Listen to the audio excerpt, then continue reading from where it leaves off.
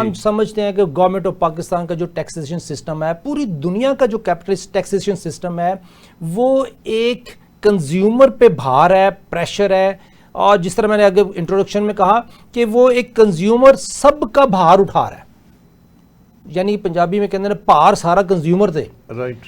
تو اس سچویشن میں ہم جو معاشی چیلنجز کو فیس کر رہے ہیں، ہمیں کچھ نظر نہیں آ رہا. میں آنے والے بچوں کو، ہماری نسلوں کو، مجھے سمجھ نہیں آ رہی میں اس کو کیا دے کے جا رہا ہوں لائبلٹی. کیا بتائیں پلیز اس کے بارے میں تھوڑا سا بتائیں کہ ہم کہاں کھڑے ہیں، آپ کے بارے اس بارے میں آپ کیا ایڈوائز کرتے ہیں؟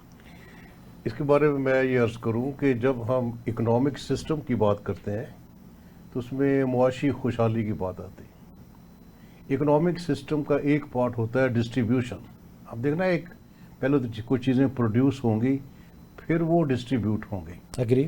ہر اکنامک سسٹم کا ایک بڑا حصہ ہے کہ جو پروڈکشن ہو رہی ہے اس کے فروٹ سارے جو پلیئرز ہیں، ساری سوسائٹی ہے، ان کو ایک جوڈیشیس مینر میں پہنچ جائیں، تاکہ جو معاشرے میں اتنی تقسیم ہے کہ ایک بڑا، جیسے آپ نے بات کی امیر آدمی کی، ایک امیر آدمی وہ امیر سے امیر تر ہو رہا ہے اور غریب سے جو ہے وہ غریب تر ہو رہا ہے. یہ اکنامکس کا بہت بڑا مسئلہ ہے. اور ایک اکنامک سسٹم اشتراکیت، کمیونزم، تو آیا ہی اسی سوال پر تھا، کیونکہ جب یہ صنعتی انقلاب آیا، انڈسٹریل ریولوشن 18ویں صدی میں، اس سے کچھ پہلے ایڈم اسمتھ نے بات کی تھی اپنی بک کی ویلتھ آف نیشنز. تو اس کے 100 سال بعد 1860 میں اس کی کتاب آئی ہے، 1776 میں. 100 سال بعد ترقی تو بہت ہوئی، لیکن اس کے ثمرات منصفانہ تقسیم نہیں ہوئے. اور کارل مارکس کا وہ وقت تھا، تو کارل مارکس نے جو تھیوری دی کہ سرمایہ دار غریب آدمی کا جو کنٹریبیوشن ہے، جو لیبر کا کنٹریبیوشن ہے، وہ مشہور تھیوری ہے. تو اس نے کہا تھا کہ اس استحصال کو ختم کرنا، اور اس استحصال کو ختم کرتے کرتے اشتراکیت خود ختم ہو گئی. آپ جانتے ہیں کہ 90s میں جو اشتراکی نظام تھا، کمیونزم، وہ ختم ہو گیا. آج پوری دنیا کا جو معاشی نظام ہے وہ سرمایہ داری ہے، اور پاکستان کا بھی، جو سارے مسلمان کنٹریز ہیں، ان کا بھی جو معاشی نظام ہے وہ سرمایہ داری ہے. اب ہم کیا کر رہے ہیں پاکستان میں؟ ہمارا مسئلہ کیا ہے؟ ہم سرمایہ داری نظام کے اندر رہتے ہوئے ایک معاشی خوشحالی ڈھونڈ رہے ہیں جو اس نظام میں ہے ہی نہیں، پھر وہاں جو میں نے پہلے آپ سے بات کی تھی کہ جو اسلام کا ڈسٹریبیوشن سسٹم ہے وہ معاشی خوشحالی کی راہ دکھاتا ہے، اور اس کا خاص طور پر ٹیکسیشن سسٹم جو زکوٰۃ اور عشر پر ہے، جو پہلے آپ سے جو میں نے پہلے انٹرویو میں بات کی تھی. اب ہمارا مسئلہ کیا ہے؟ ہماری قوم اس کے لیے تیار نہیں. سر، قوم سے پہلے جو معاشی خوشحالی تو 1947 میں جو اتنی بڑی ہجرت ہوئی، اسی لیے کی گئی کہ ہم نے مسلمان جینا ہے اس ملک میں، مسلمان مریں گے اور معاشی خوشحالی کے ساتھ جئیں گے الٹیمیٹلی.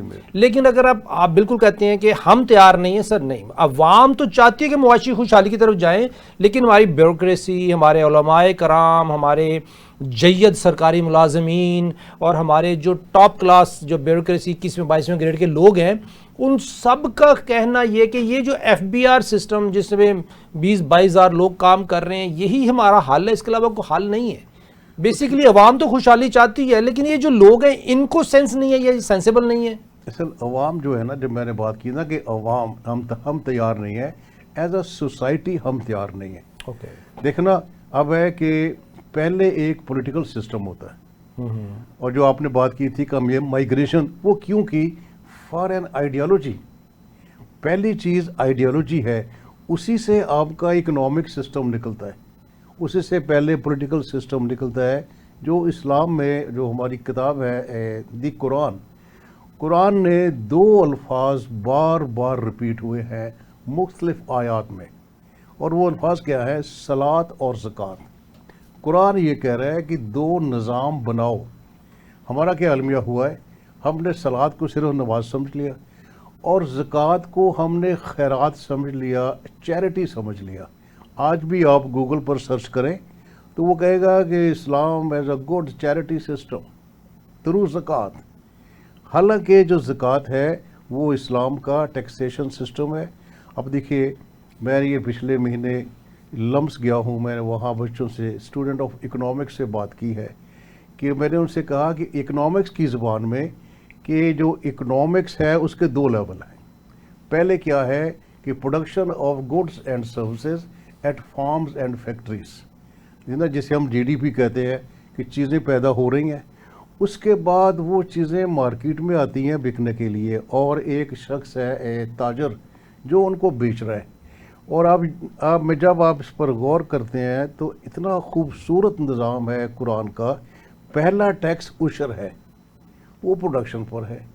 دوسرا ٹیکس زکوٰۃ ہے، وہ جو پروڈیوس کی چیزیں آپ نے بیچنی ہے اس سے جو سال کے بعد آمدنی ہوگی، جو خرچہ نکال کے پیسے بچیں گے، اس پر زکوٰۃ ہے. پھر زکوٰۃ کے اور بھی مصارف ہیں. آپ نے خاصے علماء حضرات کو بلایا اور لوگوں کو بلایا، یہ ساری چیزیں پتہ ہے، ہم انہیں کیلکولیٹ نہیں کرتے. سر نہیں، اس میں جو زکوٰۃ اور صلاۃ کی ڈیفینیشن یہ جو ہمارے علماء کرام کر جاتے ہیں نا، صلاۃ اور زکوٰۃ، اس کی جو ڈیفینیشن کر جاتے ہیں نا، وہ ایک سمجھے تھیوریٹیکل ڈیفینیشن ہے. اس کو آج کی معاشی زبان میں، اقتصادی زبان میں، عام زبان میں ہم کیسے ڈیفائن؟ جیسے دیکھیں، میں یہ سمجھتا ہوں کہ میں نے نماز پڑھی ہے نا، کہ میں نماز میں روحانی فیض لے رہا ہوں اللہ سے. اس نماز میں جماعت سے پڑھ رہا ہوں تو ایک روحانی فیض کولیکٹیولی مجھے آ رہا ہے میری سراؤنڈنگ سے. اس روحانیت میں مجھے ایک اتحاد مل رہا ہے یہاں پہ، اور ایک ریلیشن ڈیولپ ہو رہا ہے اللہ کے ساتھ. اور دوسری طرف میں دیکھتا ہوں زکوٰۃ میں یہ کہ میں نے زکوٰۃ کے ساتھ ایک صلہ لینا ہے اللہ سے، لیکن ایک میرا اتحاد ہو رہا ہے غریبوں کے ساتھ، اور ایک طرف مجھے پاکی مل رہی ہے کہ میں اپنی ویلتھ سرکولیشن میں شیئر کر رہا ہوں، صاف کر رہا ہوں. ہاں جی، شیئر کر رہا ہوں اپنے غریبوں سے، بھائیوں سے، دوستوں سے، رشتہ داروں سے، عوام سے، پبلک سے. یہ جو اس کو آج کی ڈیفینیشن میں آپ کیسے ڈیفائن کرتے ہیں؟ دیکھیے آپ نے بات کی نا کہ ہم کلیئر نہیں ہیں، یہ بالکل ٹھیک بات ہے. حالانکہ ہمارے پاس تاریخ موجود ہے، اور جب نبی پاک صلی اللہ علیہ وسلم ابھی ہجرت کے سفر میں تھے تو سورہ حج کی آیت نمبر 41 نازل ہوئی. اب دیکھنا، اگر آپ کام کرنا چاہتے ہیں، چیزیں سمجھنا چاہتے ہیں کہ ہجرت میں ہے ابھی، کیونکہ ہجرت کے بعد کیا ہونا تھا کہ ایک سوسائٹی بننی تھی، ایک معاشرہ بننا تھا. مکہ میں اسلامی معاشرہ نہیں بن سکا تھا کیونکہ وہ سارے کافر خلاف تھے. مدینہ میں لوگ مسلمان ہو گئے تھے اور نبی پاک صلی اللہ علیہ وسلم کو حاکم مان لیا تھا. تو اوبیسلی آپ دیکھیں نا کتنا لاجیکل ہے. تو اوبیسلی ایک سوسائٹی بننی تھی، اور قرآن نے ہجرت کے دوران سورہ حج آیت نمبر، یہ سورہ جو حج ہے آدھی مکی ہے آدھی مدنی ہے، اور حج میں اس میں کیا انسٹرکشنز کیا ہے؟ جب ہم اپنے بندوں کو زمین میں حکومت عطا کرتے ہیں، وہ صلاۃ اور زکوٰۃ کا نظام قائم کرتے ہیں، اور امر بالمعروف اور نہی عن المنکر کی بات کرتے ہیں. یہ دیکھیے 4 سسٹم، 2 بڑے سسٹم ہیں، 2 بڑے سسٹم، صلاۃ اور زکوٰۃ. اور اس میں بھی ہے صلاۃ پہلے ہے. اب سارا قرآن دیکھ لیں، کبھی بھی زکوٰۃ صلاۃ سے پہلے نہیں ہے. ہمیشہ وَأَقِیمُوا الصَّلَاةَ وَآتُوا الزَّکَاةَ، یہی فکرہ بار بار آ رہا ہے.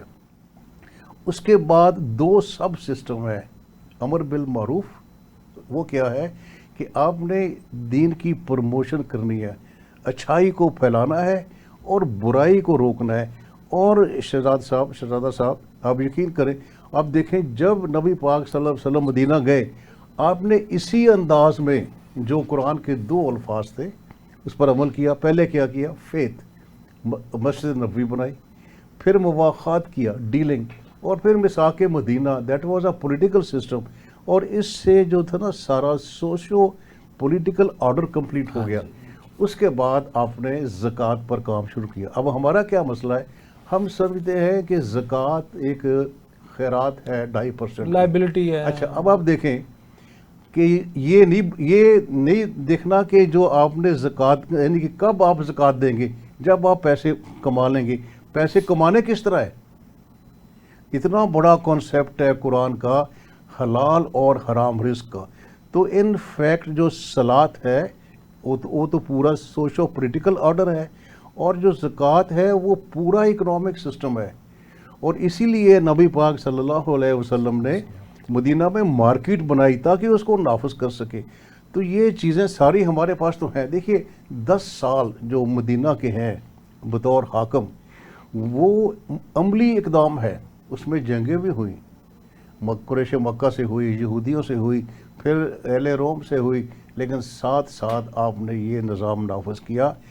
تو ہمیں یہ جو ترتیب قرآن نے ہمیں دی ہے، قرآن نے ہمیں دی ہے، جب ہم اپنی سوسائٹی کو ریفارم کریں گے، دیکھنا ہماری سوسائٹی تو بنی ہوئی ہے، ہمیں اس کو ریفارم کرنا ہے اسی انداز میں جیسے ہمارے نبی پاک نے کیا، اسی سیکوینس میں کہ پہلے صلاۃ کا سسٹم۔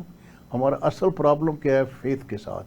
تو یہ چیزیں موجود ہیں، اس کو ہم ڈیبیٹ نہیں کر رہے۔ یہ آپ نے پہلے کام شروع کیا کہ زکوٰۃ پر آپ کا یہ چھٹا ساتواں لیکچر ہے۔ دیکھیں نا اس کا فائدہ کیا ہو رہا ہے، ڈیفرنٹ لوگ اس کو سن رہے ہیں، ڈیفرنٹ لوگ بات کر رہے ہیں، تو ایک چیز سامنے آ رہی ہے۔ اب ہم کہاں پہنچے ہیں کہ بھئی ساری دنیا کا نظام سرمایہ داری ہے، ہمارے پاس ایک چوائس ہے، ہمارے پاس ایک آلٹرنیٹ ہے، ہم اس کو سٹڈی کریں، اس کو دیکھیں کہ بھی زکوٰۃ سے کتنے پیسے اکٹھے ہوں گے، عشر سے کتنے پیسے اکٹھے ہوں گے، اور ہم کر کیا رہے ہیں۔